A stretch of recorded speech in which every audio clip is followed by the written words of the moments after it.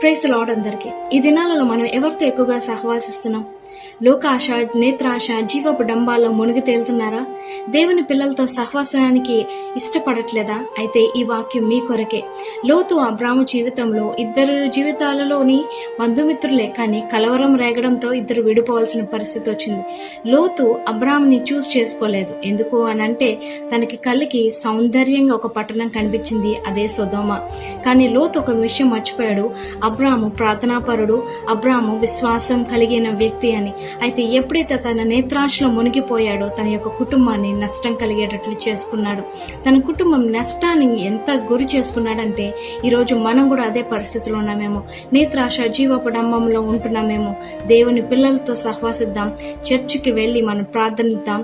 ఎందుకనంటే ప్రార్థనే మనకి శక్తినిస్తుంది, ప్రార్థనే మనకి ఆయుధంగా నిలబడుతుంది, మన జీవితాలని కాపాడుతుంది. God bless you.